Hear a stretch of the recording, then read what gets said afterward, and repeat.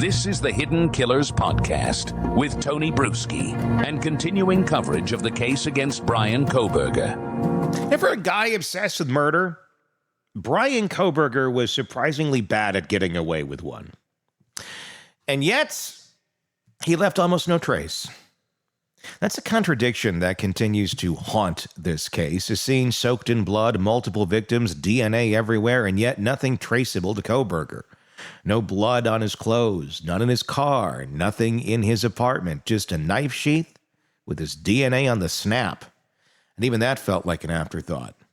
So how do you create that much carnage and leave almost nothing behind? That's where the story starts to shift from sloppy killer to obsessive cleaner. In this segment, we're going to dig into the forensic blind spots, the missing murder weapon, the almost surgically erased trail, and disturbing possibility that Kohberger dismantled his car to eliminate blood spatter.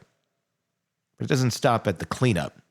The behavioral weirdness bleeds into digital space, too, because then there's Papa Roger. Remember the online persona that popped up on Facebook groups shortly after the murders, posting eerily accurate theories, including details about the knife before police ever released them? Authorities now officially claim it wasn't Kohberger. But the photo looks like him. The username nods to Elliot Roger. The timing, the tone, the predictions. It all lines up a little too well, don't you think? So if it wasn't him, who the hell was it? And if it was him, what does it say about the man so obsessed with crafting his killer persona that he couldn't help but insert himself into the commentary about it? Today we're back with Robin Dreeke, retired FBI special agent and former chief of the Counterintelligence Behavioral Analysis Program, to walk through how Kohberger may have been more focused on becoming a killer and getting away with murder and mimicking serial killers' collections to fantasy behavior behind bars. We'll explore the psychology of someone who failed at reality, but still desperately wants to be remembered. The K-bar knife, obviously, the sheath left behind. We still don't know where the murder weapon is. We don't know exactly how the hell he got in and out of there with as horrible and gruesome as this scene was, without leaving a trail behind him. I mean, I think that's still a bit of a mystery. I don't know how you physically do that. How do you get out of there without leaving a trail of some sort? That, to me, still kind of defies a lot of logic on this. I think the greatest thing he did for his planning was that. Mm-hmm. I think his OCD behaviors were actually helped him in that sense. Mm-hmm. From what I understand, again, some of the leakage we heard about the car was that it looked like the car had been totally disassembled, mm-hmm. To get all the blood splatter that could have even been out of there. But yeah, so the one area he did a good job in, and it's only one, was that, mm-hmm. to have no DNA whatsoever after he created a disaster zone of blood splatter and DNA all over the place, to have none that could be tied to him. I think that's going to go down as one of the most profound things too, just because, especially with our technology today. I mean, think about it. We were able to get a minor, I think it was a thumbprint, like half of a thumbprint, not a thumbprint itself, but the DNA off a snap mm-hmm. of a knife sheath that was under a bloody body, to be able to tie it to the dad to go back to him. Yet they could find not a molecule of any of the victims anywhere on him, his car, his apartment, or anything. That's remarkable. And they didn't find it. I do wonder if it was there, because there's a couple things I look at in this case and go, you mean the knife? Not the knife, just in general. Like, was there more evidence that was missed in the investigation itself? I mean, the house got torn down. I do wonder, because there are elements to this that they've come out and said, well, this is that. One of those specifically being the Papa Roger online persona. Yeah, and they said, no, that was not him. We have concluded that was They said it wasn't him, really? They said it wasn't him. I don't believe that. I don't believe it either. I don't. Then you didn't look hard enough, I think, is the answer to that question. You didn't look hard enough, because there's no way in hell someone had a online picture that looks just like Bryan Kohberger releasing information that no one else has knowledge of publicly before. No, it was him. How else would this have happened? How else would you, if it was a different picture, sure, maybe so you could have some nutcase out there just spewing stuff and it just happened to be right. You don't have some nutcase spewing it and having the picture of Kohberger. And so here's, even when you're looking at these online forums, and there's a lot of noise because there's a lot of people on them that were doing it. The thing in that case too, with the Papa Roger thing is, so people are generally commenting on the same thing. So you're going to get a wave of statements, of theories, and all these things that are waving like this. And then you have only one person that spikes up like this with the things they're saying, like, you got to pay attention to that one because that one's different. What is making that one person different in the things they're saying? Because there's a spike, because you have a normal behavior of all these other people, but you have one spike. Now, if there's like 3 to 5 to 10 other people saying the same thing, maybe. But one, that's, again, laws of probability. I'm always going on probabilities. So the probability of that actually having been him is higher than it not being him. I mean, look at this. And I know, I remember when that photo came out. And the damn name, Roger. It's a nod to Elliot Roger. I know. Of course it's him. And that's when I saw that it's not him. Look harder. Yeah. So what else did we not look hard enough at, too, is my question. If that you believe is not him. And why do you believe it's not him? What was the thing that brought you to that conclusion? Was it an IP address?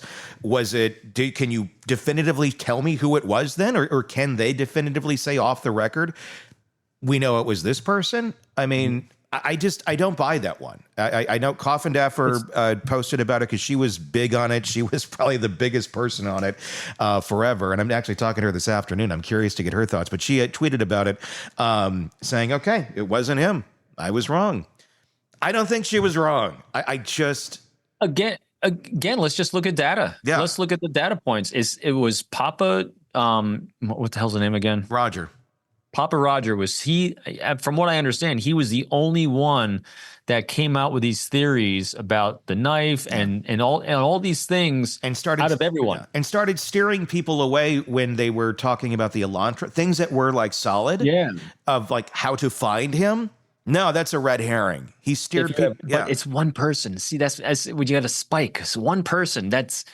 I have a hard time steering away from one person. So here's what you do. Mm-hmm. So now I'm in law enforcement and I got a spike like that. That's where we focus all resources and guns on that one. Mm-hmm. And you flush that out until you are 100% convinced that that's not the person. And you can then explain it, with whether it's in the moment where, at the time or in the documents that we should be getting now. So with the gag order lifted, one thing they should be able to do, if it was indeed not him, is show you exactly what they did to say it wasn't him. Yeah. I mean, you have to name the name of who it is, obviously, but why? It's not just it wasn't him. Why? How was that not him? Because right. I have very little faith in other cases that you're not going to be able to recognize people like this if you're thinking that this is not him. And so if it's not him, how come the person it actually is, with all the notoriety they could have for being so spot on, how come they haven't come forward? Exactly. Well, and this too. I mean, the man was obsessed with being other people because he was such a shitty human being himself. I mean, that's the thing. I mean, American Psycho, we called that right away with the picture of him, this one with the shower. It's in the shower. I mean, it was a breadcrumb. It's also a self-made trophy. It is. And it was him trying to be elusive. I mean, he didn't know the picture was ever going to get out. That was for him to look at and go, ha, ha, ha. But if anyone ever did find it, yes, it's a nod to Psycho. It's a nod to American Psycho with the getup. It's a nod to Norman Bates. It's a nod to the thumbs up Bundy. I mean, it's all this. And yes, and there's Papa fucking Roger. So it's him. I mean, this was his propensity to do this, and he probably still will do this from behind bars. There's going to be more of him trying to emulate other people. I think he's going to go down BTK's road a bit, and really try to communicate and have some sort of dialogue with people. I think so. Part of what I think one of the reasons he took that plea deal is because he saw he could be another BTK from behind bars. Exactly. The problem is BTK is a lot smarter. He's a lot smoother, and he's a lot more congenial. Yeah. I mean, literally, as horrendous as BTK is, he's a more likable guy than Kohberger. Yeah. And so Kohberger's. So what I envision Kohberger trying to do is BTK-like things, and he's going to fumble the ball. And that's the thing with this too, and that's a good point. This kid has always fumbled the ball on everything he has. So what is there to study about Bryan Kohberger at the end of the day? Honest to God. I mean, I get like Olivia said, he's nothing but a wannabe. He is. Because, look, BTK is worth studying. There's a long history of his shit that he terrorized Wichita for like decades. Ted Bundy's worth studying. All these people who had a lot of reps, who got away with it over and over and over again and manipulated people over and over again, they are worth studying. Kohberger didn't manipulate anybody. Kohberger was an idiot. Oh, my God. It just struck me because all these other people, like BTK, Ted Bundy, and all that, they were original. Yes. He's not. Kohberger's a mimic. Like, other than studying him as a mimic, there's nothing to study here. He wasn't good at what he did. All right. He wasn't. He sucked at being everyone else. Yes, he sucked at being himself, and he sucked at being everyone else. Yeah. He just everything. And it's because of the way his mind works. I just don't know what there is to study here. And I'm glad there are people like Catherine Ramsland out there who I'm sure will hopefully, get to do a little insight on this. And I hope they take the judge's lead on him. Who says, "Hey, study him, but don't release it. Use it in academic circles and things like that, but give him no notoriety." It's going to be out there. It'll be a book. We know that's going to happen. But I just don't know that there's any depth here. It was a very perplexing case to watch. It was outrageous of what he did, but he ain't no Ted Bundy. He's not BTK. He's a student. He got away with it for a short period of time, like less than a month, and then he left a ton of evidence.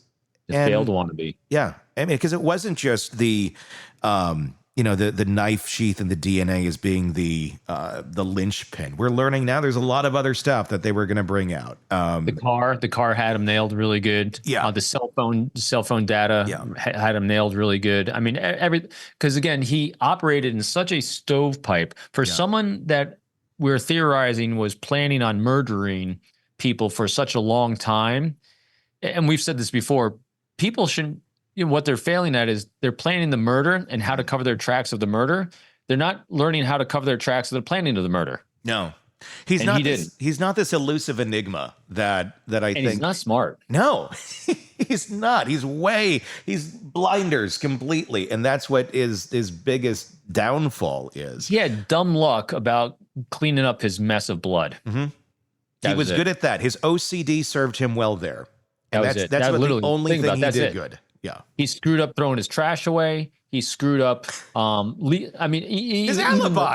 No alibi. It was funny. Even the Facebook page, reading James Patterson's book about them kind of poking at who leaves a knife sheath behind? Who doesn't have it at least on their belt? I mean, would you carry a knife in the knife sheath? I mean, what the hell is it not doing on your belt? What? Like, why is the sheath off of you? Why is it off there? Yeah. And then Papa George's or Giorgio. Papa Giorgio is Vegas vacation. I know. Papa Giorgio. Papa Giorgio's response was that, "Well, you're going to walk in there with the knife unsheathed?" He was so stupid he wasn't even getting the point. No. Moron. Jail records. This has been interesting to learn about what's been going on behind bars. Reporting he's obsessively washing his hands dozens of times a day, taking extended 45-minute showers. I didn't know you could take extended 45-minute showers in prison. Like, and you might not want to do that after a while. It might not be a good thing. I think it'd be like get in, get out. But he's doing that. There's also reports that he has a very bizarre sleeping schedule, more reminiscent of Dracula than a human being, sleeping during the day, staying up at night, all night, and it's disturbing to the other inmates because it's like, what the hell is this guy doing? Obviously, and also asking to speak to a priest immediately after being arrested. With some of these new things that we're learning about his behavior behind bars, What do you make of it as a behavioral expert? I still think it's just a case of real broken brain. Yeah. And broken brain comes, it's not just in him killing 4 kids. It was broken in a lot of different ways. I think sleep schedules, his whole just think about this. The thing that causes people to do things is massive chemical imbalances, and chemical imbalances in the brain are going to manifest in a lot of other areas, whether it's sleep, melatonin production, and then seeing a priest. Remember, so the first thing that I thought of when you said see a priest is he's still seeking and needs stimulation of some sort, because that's the whole reason, I think, part of the reason why he wanted to kill someone is kind of get the stimulation that he wasn't getting. He gets no emotional stimulation. He told his father about that early growing up. And so I think he's doing his best to try to keep doing something to trigger some sort of emotional response someplace in his brain. And maybe seeing a priest was going to be his way of doing it. It definitely ain't for repentance, because he doesn't give a rat's ass about that. No, I'm like, how does religiousness play any role in his, unless it's a twisted brain? He very well could. He could. Yeah, but also, Rex Heuermann saw a priest too. Yeah. So, I mean, it's self-serving. It's someone being able to tell you what you did is okay, and you'll get forgiven for that. So think about this. So what do priests do when they see you? They listen and validate you. Mm-hmm. Yeah. And what's his mother doing? Yep. There you go. So when he can't talk to his mommy, he's going to talk to a priest. Not because he's religious, but maybe someone will sit there and listen to him rant about how he is. I'd like to pay a priest to go tell him he's going to burn in hell. like have the priest go and just like Olivia Goncalves. Like I want it to be like that, where he thinks he's going to get a nice little like church time, and it's like the church lady like on crack. Bring Martin Short in there as the church lady. Like you're going to hell. Yeah. It's sad we're laughing about it, but yeah. I think he just that. It's because of the Goncalveses. They really did a good job of helping us all deal with this. They really did, because they helped all of us go on offense with him in a much more profound way than I ever thought anyone could ever do that. I've never, because look what we're doing. We're laughing at him. We are. I mean, and there you had. Yeah, I mean, it's so pathetic once you look, and once we're learning more and more about all this too. It's like, holy shit. So think about how awesome this is and how those Goncalves family did this. Had we only listened to the heart-wrenching, amazing, profound stories of the impact of the survivors, of the other roommates, and all the family members, we'd be sitting here most likely talking about them, the people that were lost, the impact, and what a horrible human being he is. Meanwhile, we're riffing off of what the Goncalveses gave us about what a pathetic human being he is. Yeah. And so it's enabled people like you and me and the rest of the world to poke fun at the piece of crap of a human being that he is. And he's going to get nothing but that for the rest of his life. Good. Yeah. I hope you found us on your iPad, Bryan. Yes. Wouldn't that be great? You suck. Your time's coming. There's a lot of people that want to, fill their big canteen. D's coming for you. What we're left with here isn't some criminal genius. It's not a Hannibal Lecter. It's not even a Ted Bundy. What we're left with is a mimic, a guy who studied horror like it was homework, pieced together a Frankenstein identity out of Reddit threads and serial killer documentaries, and still couldn't pull off anything cleanly. Bryan Kohberger wanted to be a villain. But like everything else in his life, he fumbled the execution. He thought he was pulling off BTK. But unlike Dennis Rader, who eluded capture for decades, Kohberger lasted less than 6 weeks before law enforcement cracked him. And not just because of one slip-up, but because of an entire pattern of bad decisions, digital footprints, car movement, cell phone data, ego leaks, fantasy writing, and possibly even the creation of the Papa Roger persona to steer online speculation in real time. And let's be honest, if he was Papa Roger, it's even more pathetic. Because what kind of killer creates a fan account for his own crime? The kind who doesn't care about the victims. Kind who only cares about getting attention, the kind who thinks notoriety is the same thing as legacy. Robin nailed the behavioral profile here. Kohberger isn't a master manipulator. He's not interesting enough for that. He's a mimic. He tries on different personas because he hates who he actually is. He's a guy who thought a K-bar knife and a PhD made him dangerous. Instead, it made him traceable, replaceable, and forgettable once the fascination wears off. And now, he's rotting in a cell, scrubbing his hands until they bleed, taking 45-minute showers like that'll wash away what he did. But the most fitting part, I don't know if anybody really wants to study him, because there's really nothing there. No great darkness, no profound motive, just another rage-filled man trying to cosplay as a serial killer and losing at that too. And when the history books are written, Kohberger won't be remembered alongside Bundy or BTK. He'll be a footnote. A guy who left a sheath, spilled his data all over the place, and got caught trying to become someone else's monster. A wannabe who never figured out that the scariest thing about him was how completely unremarkable he actually was. Let me know your thoughts in the comment section on YouTube. If you're not already there, press subscribe so you don't miss any of our videos that we put out. If you're on the podcast platforms, press subscribe there too. But also please search Hidden Killers with Tony Bruschi on YouTube and join us over there so you can let your voice be heard on all the cases that we cover for you right here. Until next time, I'm Tony Bruschi. We'll talk again real soon. Want more on this case and others? Then press subscribe now and don't miss a moment of true crime coverage from Tony Bruschi and the Hidden Killers podcast.